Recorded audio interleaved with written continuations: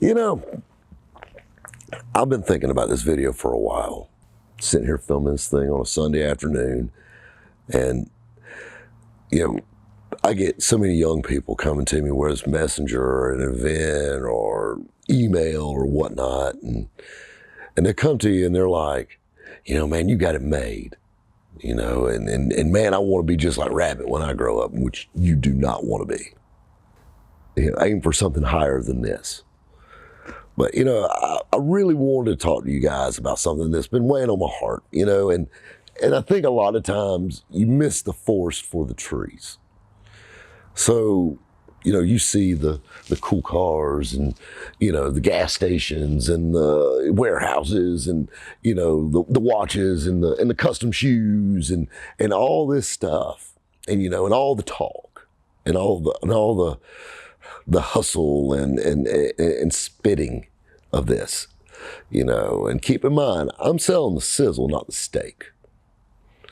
And I want to take your attention from that and talk about the true cost of success, the price of success, and everything has a price.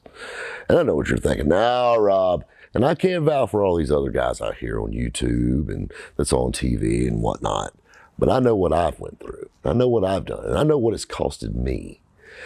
I can tell ex-wife jokes till you're blue in the face. And I can talk and tell ex-wife stories all day long. My cameraman does not have enough SD cards to cover my ex-wife stories all at once.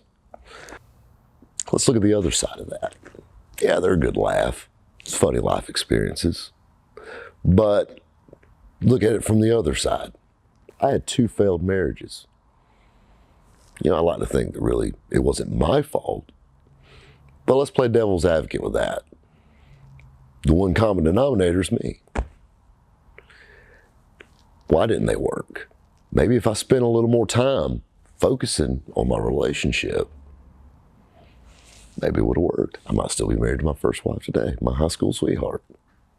Maybe if I didn't work all the time, maybe if I wasn't trying so hard selling cars online, maybe if I wasn't going out and visiting all these little dirt lot car lots with my Sony CyberShot camera, sitting in bed at night next to my wife with a laptop with a wireless card jammed in it, checking all my listings online every night. Maybe I should have put that laptop and left it in the office and sat and watched TV with her or cuddled up, or something.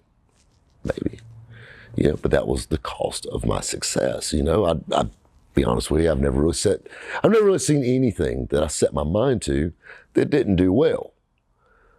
Being one-track minded like that. And I mean, it's not just car sales. I mean, I had a successful sign shop. I've had, the window biz went crazy. Everything I set my mind to, this channel's growing by leaps and bounds. Everything I set my mind to, but I'm very one-track minded. And a lot of times when you're like that, that's a double-edged sword. It's a great quality. But on the other hand, you let things kind of fall to the wayside that you probably do need to pay attention to. Friends that you don't call back, that you should. You have family members that you should go see, that you don't. Miss family functions. You miss holidays. Family's really small. It's basically just me, my mom, and my dad.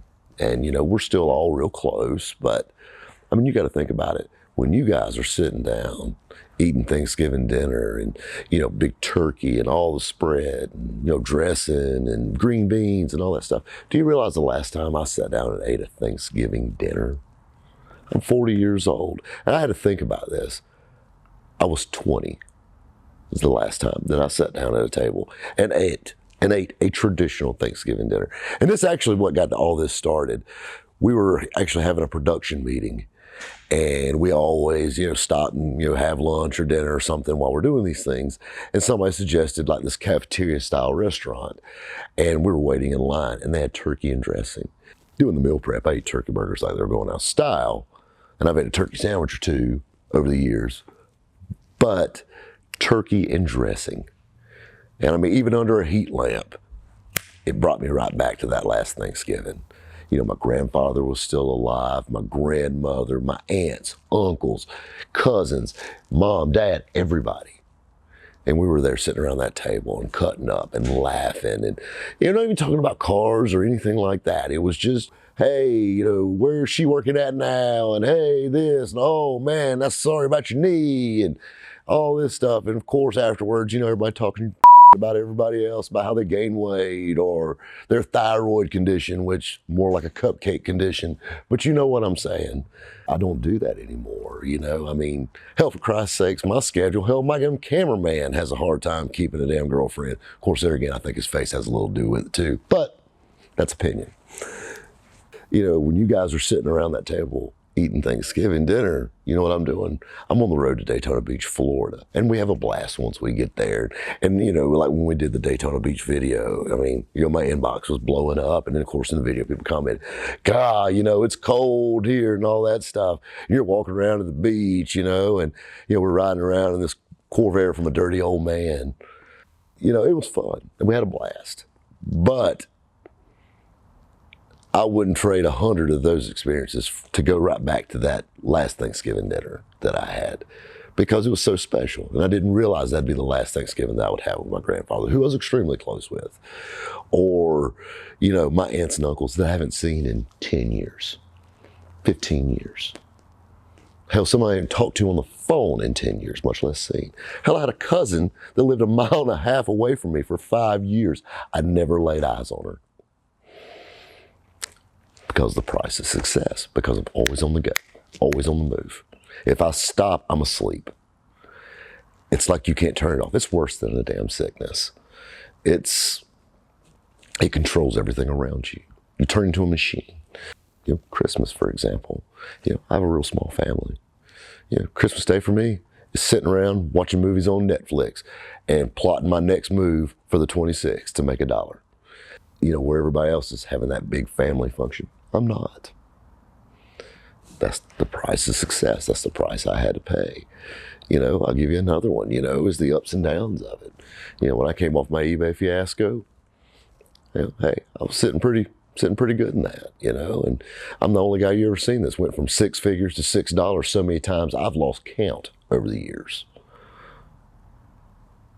But with age, that's kind of mild down a little bit, and I've kind of controlled my spending and controlled, how my life is, but it's still hectic. I mean, whether we're out filming for, a television pilot, or we're out filming here in the warehouse, or I'm out buying cars, or I'm, at the diesel truck shop, or I'm at the radio station recording a radio show, or I'm at an event hosting a car show, or, I'm at a charity auction, or I'm at a meet and greet, or I'm down at Cafeteria, I'm down at Ed's filming.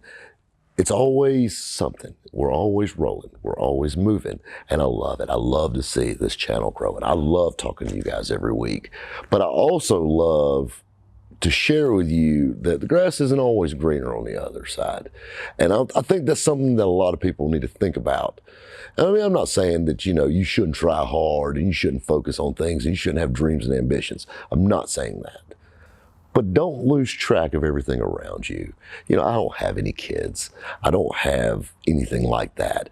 I don't want to see you guys trying to mimic what I do or what some of these other YouTuber guys do and lose sight of the important things around you. You need, first of all, your kids need parents, and your kids, they have experiences and they're growing every day. And I see that stuff, and let me be honest with you, I'm envious of that because I don't experience that. I mean, I love kids. I mean, I'm a big kid at heart. I mean, hell, every one of my buddies that has kids, they all love me. I'm like Uncle Rob. Whenever they're around, we're always joking around and all that. But the hand I was dealt just wasn't in the cards. It's easy to see the good, but not see all the bad you had to go through to get there. A saying that's really popping up in my head right now, and it's a little vulgar, but extremely true. Success is a lot like pregnancy. Everybody's the first to congratulate you on it, but nobody knows how many times you got screwed to get there.